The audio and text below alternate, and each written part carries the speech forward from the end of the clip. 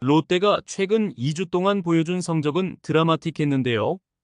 1위에게 스윕승을 거두고 3위에는 위닝 시리즈, 8위에 스윕패, 그리고 5위에 위닝 시리즈를 기록하면서 상위권에 강하고 하위권에 약한 의정 모드를 발동했습니다. 지난주 하나와의 경기에서 다시 무너지는 듯 했지만 NC와의 경기를 통해 반등의 계기를 마련했습니다. 들쭉날쭉한 경기력이 불안 요소이기는 하지만 이제는 다시 치고 올라가야 할 때인데요. 이번 주에 만나는 상대들이 만만치는 않지만 최근 강팀을 상대로 유독 강했던 롯데이기에 기대를 걸어볼 만합니다. 그러면 현재의 롯데의 분위기와 선수들의 상황은 어떠한지 알아보겠습니다. 영상 시청 후 좋아요 눌러주시면 여러분의 소원이 이루어질 것입니다. 롯데는 지난주 극과 극의 평가를 받았는데요. 최하위를 경쟁하는 한화를 만나 3연전 모두 내주면서 위기 상황에 몰리며 다시 꼴찌로 떨어졌죠. 3연전에서 고작 3점을 뽑고 무려 30점을 실점하는 등 실제 경기력이 처참했습니다. 하지만 홈으로 넘어와 5위 NC와 치룬 낙동강 더비에서는 2승 1패로 위닝 시리즈를 만들며 반전의 계기를 마련했는데요. 2일 경기에서 선발 박세웅이 5회를 채우지 못하고 4.2이닝 7피안타 4실점으로 물러났지만 타선이 장단 14안타와 13점을 뽑아내는 집중력을 선보이며 13대4의 대승을 거뒀습니다. 박세웅과 교체되어 나온 우완 최희준이 2.1이닝 1피안타 4탈삼진의 무실점 호투로 마운드의 안정감을 되찾았고 그로 인하여 2대4로 뒤지던 롯데의 타선이 살아나 대타 김민석의 3타점 2루타와 고승민의 데뷔 첫 만루 홈런을 앞세워 7득점의 빅이닝으로 역전에 성공했죠. 이후로도 롯데는 7회 손성빈의 3점 홈런, 8회 김동혁의 적시타로 3점을 추가하면서 승부의 쐐기를 박았습니다. 롯데의 세 번째로 나온 투수인 최준용이 흔들리는 상황에서 베테랑 김상수가 1이닝 3진 2개를 포함해 8회를 깔끔히 막아내 후배의 실점을 저지했으며 9회에는 한 주 동안 등판 기회가 없었던 마무리 김원중이 올라와 1이닝을 잘 처리했죠. 이날 대승으로 롯데는 다시 4할 승률에 복귀했고 5경기 만에 탈꼴찌에 성공했습니다. 이러한 롯데의 반전에는 여러 비밀이 숨겨져 있는데요. 바로 황성빈을 들 수 있습니다. 롯데의 분위기 침체에 분위기를 끌어올려주는 마스코트 같은 일을 해내죠.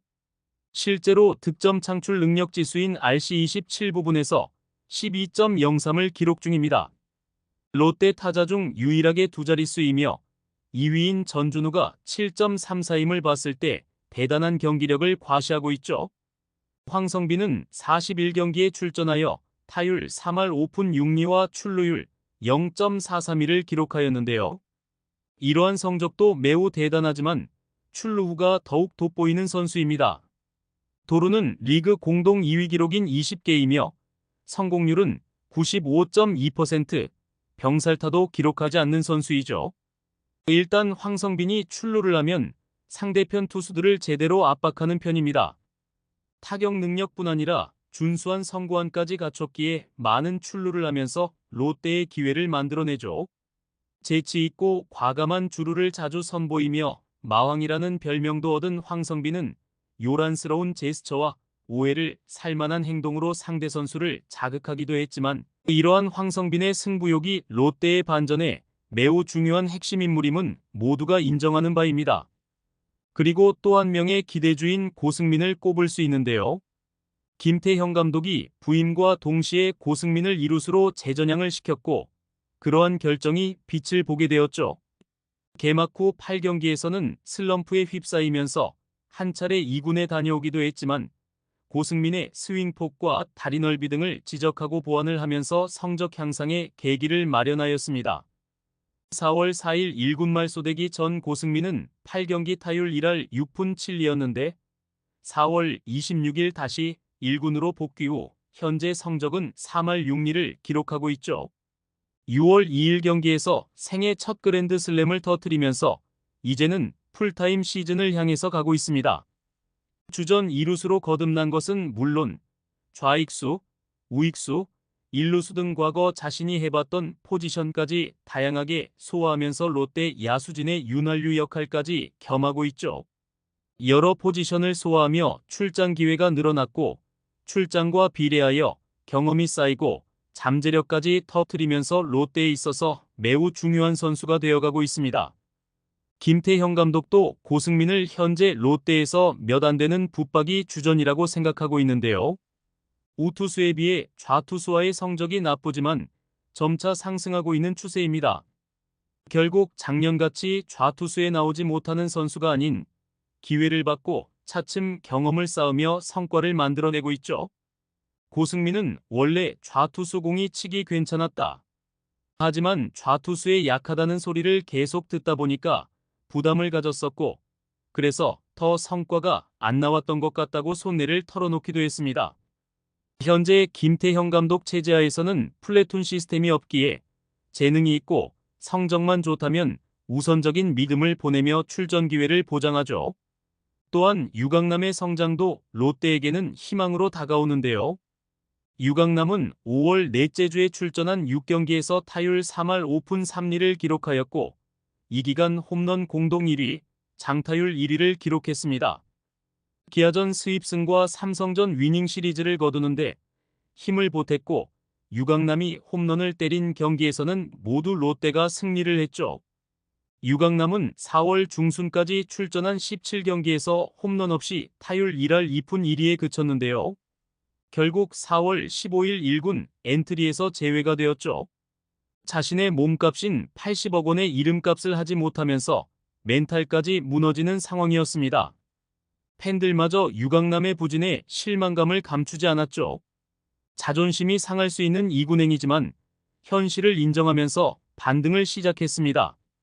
그리고 4월 30일 부산 키움전에서 다시 1군으로 복귀하면서 점차 변화된 모습을 보여줬는데요.